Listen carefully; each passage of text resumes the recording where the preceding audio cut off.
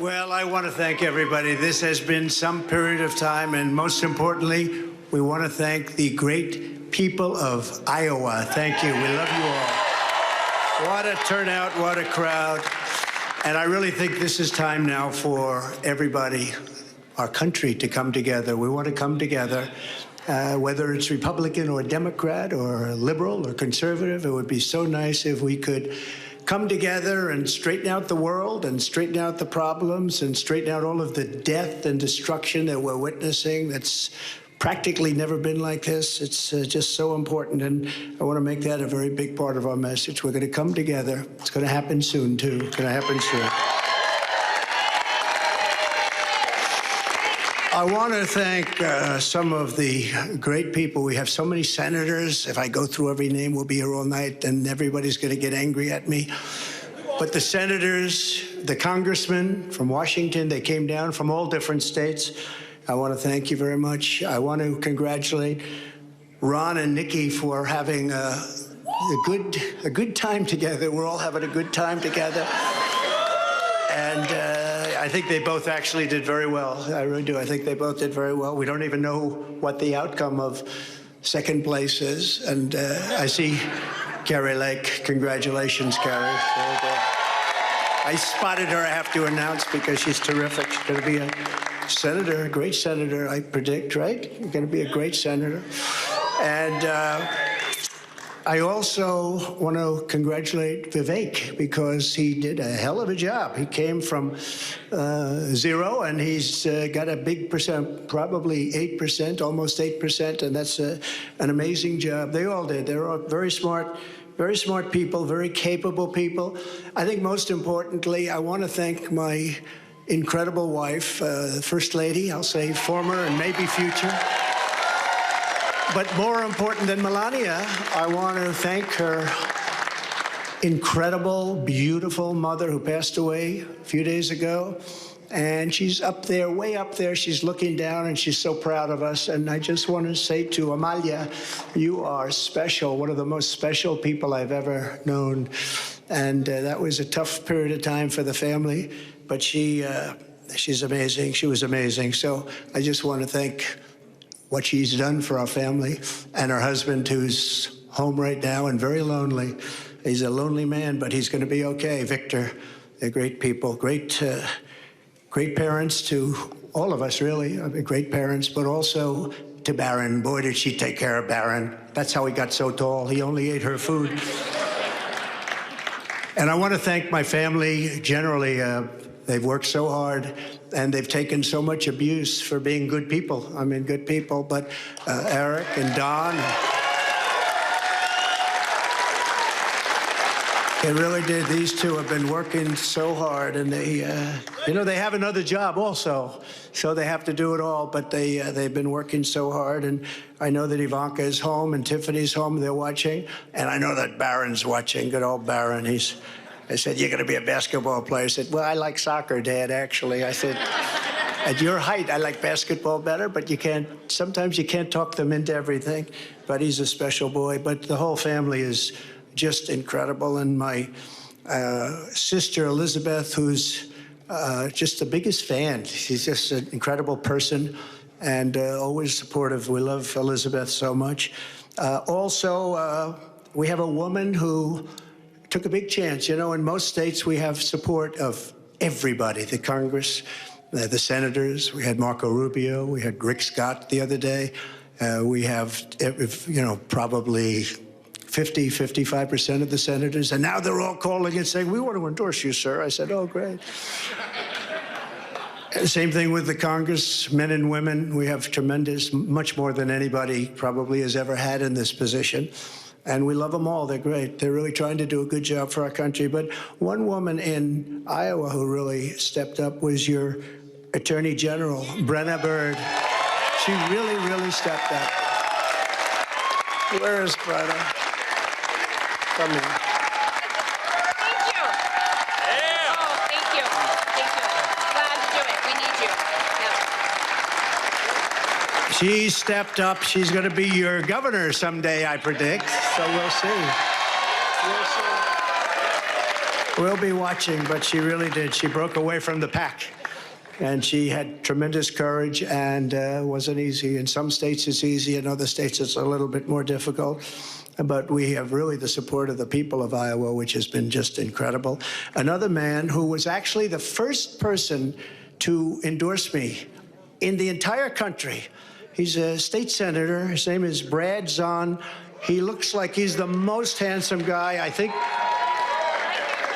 Oh, you made it. He had to drive from his caucus location. You made it. I call him the Marlboro Man. Hey, Brad. You want to say something? Come on, go up, say something. Well, I'll tell you, I had to actually do a TV interview bragging about you. The reason why I was late is because of that, but is he awesome or what? I am honored to be the first person in the United States to endorse this guy.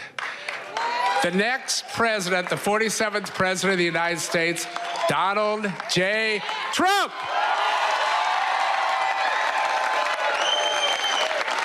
And when he says endorse, we're really talking about 2015. He endorsed me before, actually, long before I knew I was going to run. I said, who's this man in Iowa? He's a senator, a state senator. He's a good-looking guy, too. Doesn't he look? You could pay him and give him a lot of money. And by the way, Mr. Chairman, I want to thank you for being here. You are so great. Comes all the way from Missouri, which isn't that far. You can't drive an electric car that far, though. Thank you very much. I appreciate it very much. The group of people that we have on the stage is just emblematic of the tremendous group that we've had. We've had such a great team. You know, we did well. We were looking really good in 2016. And just to go back to the senator, he was saying, I said, who is that guy? Brad, his name. Who is he? He keeps endorsing me. He keeps saying Trump, and I didn't even know I was running. He endorsed me 4 months before I knew I was running, about 4 months before the Escalade ride down with our great First Lady. And that was Brad. I said, who is he? So he was the first one. But we have people that are so incredible. Your Republican Party Chairman, Bobby Kaufman, and his son, who is a brilliant guy, and he worked with us. And I will tell you, that is a family of real professionals. Matt Whitaker, who is the very talented and very good Attorney General. Where is Matt? He's around here someplace, and he's been with us all the way. You know, we have a man that was very impressive. And I say, there's nothing wrong with it. He's so solid and so good that he didn't catch on. Sometimes being a little controversial is good. He's so perfect. Although he did break his leg during the campaign. That wasn't so good. But it sort of stood out a little bit, Doug. But Doug Burgum from North Dakota, the governor, and his beautiful wife, Catherine, and he got out of the race. What people don't know is that he actually supported me on the other side twice already, right? Then he decided to do it, and he was outstanding. But the traction is never easy, right? You need controversy for traction sometimes, and this guy is the most solid guy. There's no controversy whatsoever, and he's one of the best governors in our country, and I hope that I'm going to be able to call on him to be a piece of the administration, a very important piece of the administration. And also, just to conclude with this, the entire Trump team, and that includes my two boys who are really here all the time, whenever we needed them. Whenever we needed them. They are great, Eric and Don.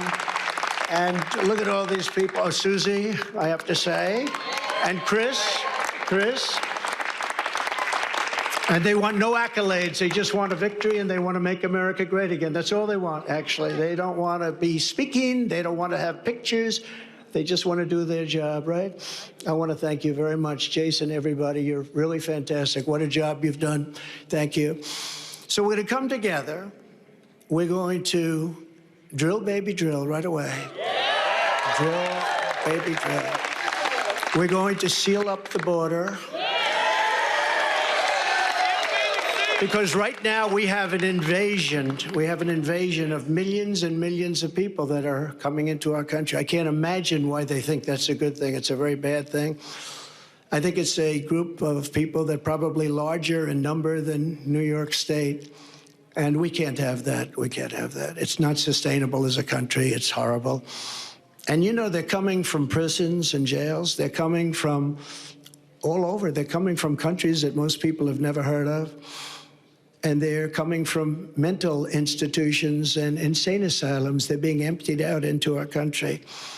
And they're terrorists. Many terrorists are coming in. You know, in 2019, I saw just recently on a poll, they had none in 29, no terrorists. Now, I even say there's got to be some, but they have none. And then as soon as this group took over, they have hundreds and hundreds of terrorists coming in, known terrorists, some of them really bad. And many of them are in, and they came in, and nobody knows where they are. This is not a good thing. And we're going to have to deport. We're going to have a deportation level that we haven't seen in this country for a long time, since Dwight Eisenhower, actually. So I don't want to be overly rough on the president, but I have to say that he is the worst president that we've had in the history of our country. He's destroying our country. And, you know, my wife attended the funeral 2 months ago of Rosalind Carter, and it was beautiful. And Jimmy Carter was there, and I thought to myself, Jimmy Carter is happy now, because he will go down as being a brilliant president by comparison to Joe Biden. He'll be a brilliant president. He's going to be known as brilliant by comparison. So we have to stop the invasion. We have to bring down our energy. We have to, you know, I say all the time, we have more liquid gold under our feet than any other nation anywhere in the world. And we have to stop the crime, and we have to help rebuild our cities, and we have to rebuild the Capitol, Washington, D.C. I was there on one of the Biden indictment trials. You know, I got it. This is the only person this never happened before, but I go to. All right, there you have Donald Trump still continuing with his celebratory speech. I want to bring back in Jonathan Karl. John, it really started out a gracious Donald Trump, really spending a lot of time congratulating his opponents, including Vivek, and saying he's still waiting to see, you know, who comes in second place here. Thanking his family, his mother-in-law who just passed away last few days. Right at the end, we saw him starting to kind of punch up a little bit more with talking about the people he's going to deport and all the violence and danger that's there at the border. Your biggest takeaway from what he had to say? Well, first of all, that he hasn't changed, for sure. But in the beginning, you know, I think he, again, trying to come out there with this sense of, I am the winner, I am the nominee, I can now thank all my vanquished opponents. They, of course, very much do not consider themselves vanquished. This is the first contest. Nobody is dropping out at this point, far from it. He congratulated Nikki Haley and Ron DeSantis on their time together, and then said it would be quite a battle for second place. And then he got back into, you know, frankly, the very same rhetoric that he used when he announced he was running for president in 2015, when he talked about Mexico sending the worst and sending, you know, murderers and rapists and drug dealers. He said the same thing. This time he's accusing, you know, he's saying that people are emptying countries, he didn't say where this time, emptying mental institutions and sending them across the border. It's not a fact-based argument here. It is a fear-based argument. But Donald Trump, there he is. He is the dominant force in the Republican Party. He has just won a massive victory in the first state, which will likely set him up for victories in the states to come. But it's important to remember, just one state has voted so far. All right, Jonathan Karl, a good reminder for us all. We appreciate you staying up late with us. Thanks so much. Hi, everyone. George Stephanopoulos here. Thanks for checking out the ABC News YouTube channel. If you'd like to get more videos, show highlights, and watch live event coverage, click on the right over here to subscribe to our channel. And don't forget to download the ABC News app for breaking news alerts. Thanks for watching.